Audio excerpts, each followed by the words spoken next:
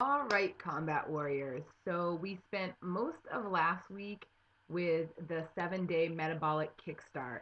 What I want to do with this video is really look at the transition from the 1200 calorie plan if you're a female, or the 1500 calorie plan if you're a male, and what the transition from the 1200, 1500 calorie meal plan is to what Les Mills Combat Nutrition Guide uses uh, to build our day-to-day or weekly or monthly meal plan from here on out for the next 7 weeks. So let's take a look at where we spent most of our time. We spent a lot of time with the Shakeology being more of a snack than a meal. We had a couple different um, menus to choose from for breakfast, snack one, lunch, dinner. So now we're going to move on to, in our nutrition guide, the page that helps us calculate our calories.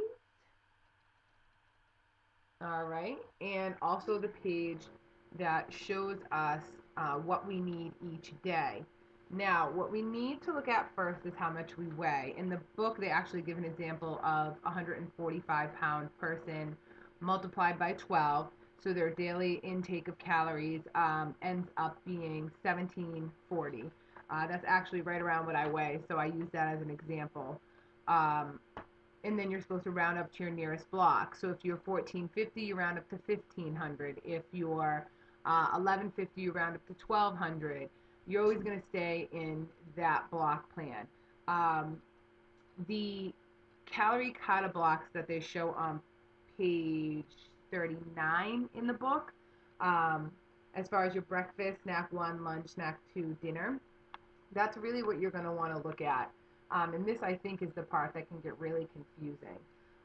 So that's what we're going to focus on in this video. The way they have it set up is that it's a 1500 calorie plan. From there, you can either scale down to 1200 by removing one starch, one vegetable, one fruit, two proteins, and one fat, or you can scale up to 1800 or 2100, depending on where you fall in your caloric needs daily to lose weight. This is to lose weight, not to maintain. Um, so basically, let's start with breakfast. What they're saying is that you need um, one fruit, you need four protein, and you need one fat. So in order to get you started, they actually give you a couple recipes, and they label the proteins, the fruit, the fat. So take a look at those recipes first and see if there's anything there that interests you. I love cottage cheese. I could eat cottage cheese breakfast, snack, lunch. So for me, that's really easy to substitute their cottage cheese bowl. Some people don't like cottage cheese. So this is where the menu or the section in the back comes into play when you're building your own menu plan, because your substitutions are going to be there. So for example, the cottage cheese bowl, our four proteins for breakfast are the cottage cheese itself. Now, say you don't like cottage cheese. So you go to the back of the book, you go to page 49, and where it's listed proteins, you look to the side and you see what proteins you can substitute for that. So say you don't like cottage cheese. You look here, and one serving, one protein is one of these. So say you want to substitute Greek yogurt and you need four proteins. Here, one of those would be a third of a cup. So you would need 4/3 of a cup, if that makes sense. Um, so that's where your substitutions are going to come into play. For example, the fat in that, we are supposed to have one fruit, four proteins, one fat. Our fruit is the blueberries that's in the recipe. Um, our fat in this is flax or sunflower seeds. Now, let's say you don't have flax in the house, or you um, aren't partial really to sunflower seeds. So this is where you're going to go in the back. You're going to look at the fat section that they have here, and you're going to substitute a different fat. For example, if you want to put raw nuts in it, You can add almonds, cashews, walnuts, pecans, hazelnuts, and that's 4 to 6 nuts. So that's your one fat. If you decide to put pecans in, you get 4 to 6 pecans. That's your one fat. If you decide to substitute out Greek yogurt, so you're going to do your Greek yogurt, your pecans. Say you don't want blueberries, you go to your fruits. Now where your fruits are listed, you look to see what fruits you might like and what you can substitute. For example, say you don't want those and you want to stick with the raspberries because they're one of the metabolic boosters that's listed in orange. Everything that's listed in orange, remember, is a metabolic booster. You want to do raspberries instead of the blueberries. So you find your raspberries on here. You say, okay, 1 cup is 1 fruit serving. So that's your breakfast. That's how you substitute out the dish that they provide in the recipe book to something that maybe fits your taste a little bit better. Um, that's not to say with my menu plan, what I put together for the following week, I actually did use some of the recipes from week 1, the 7-day metabolic. Um, from there, I scaled up the caloric intake. So I added calories to it. Instead of a half a piece of toast for something, I would go for a whole piece of toast. If I needed an extra fat, I would add something more avocado, let's say. So, for example, as well, your Shakeology in the metabolic boost phase is a snack because you're only using half a scoop. You're not adding any almond milk. You're not adding any fruit to it. Now we're going to see Shakeology become a meal replacement instead of a snack because of what you're adding to it. The caloric intake goes up. For example, for a dinner, in the book here, if we reference the book, for a dinner, you are supposed to have 1 starch, 1 vegetable, 3 proteins, and 1 fat. Now, say, for example, my Saturday nights I work on a bar, so I can't stop and eat a salad that is going to take me away from my job, so I replace it with Shakeology. Okay, well, I need 1 starch. So for me, I put in almond milk because in the back, almond milk is considered a starch.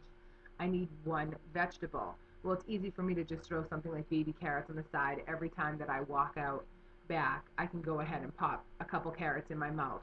Um, 3 proteins. Shakeology is considered 4 proteins. So we're up a little bit there, but it's whatever.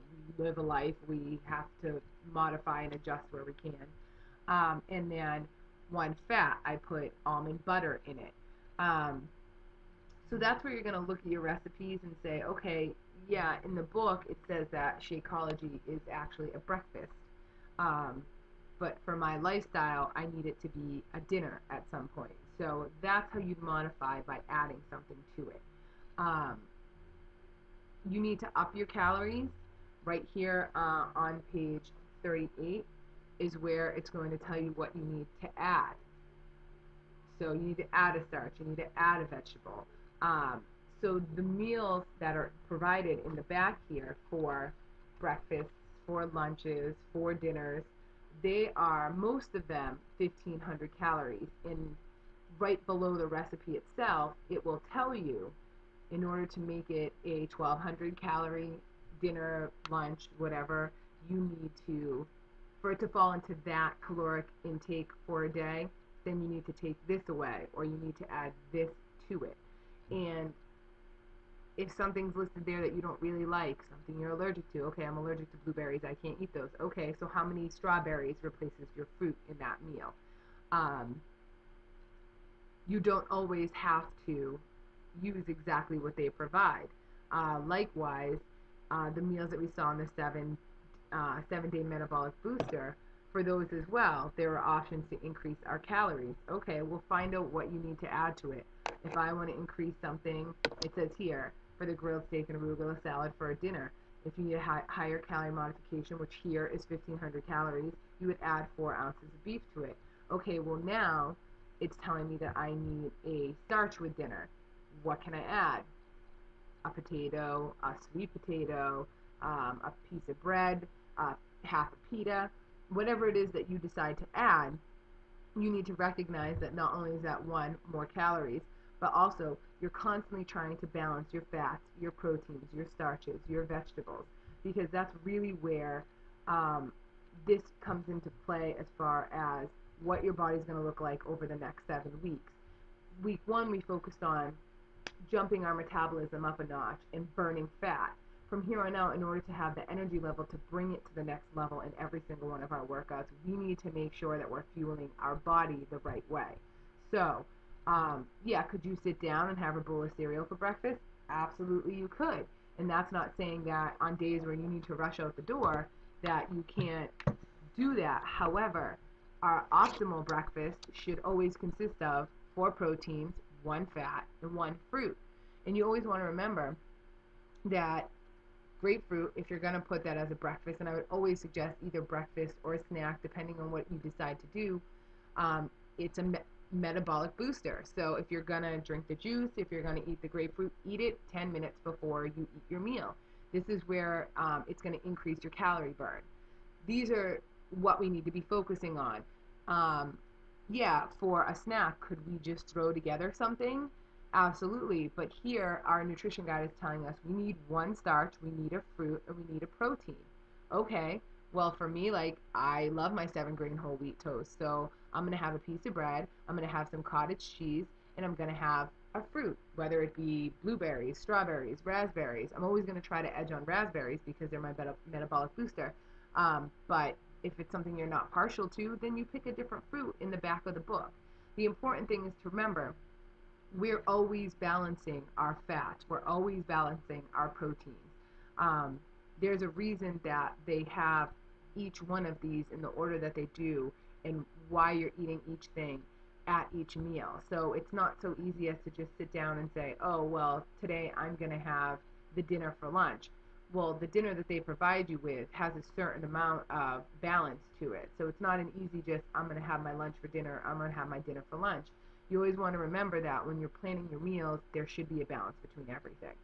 Um, when I sit down and do my meals, you can do it however you like. I like to use just a table. I go into whatever you use, Microsoft Word. Some people like to use Excel. And I just go through and I put together a graph.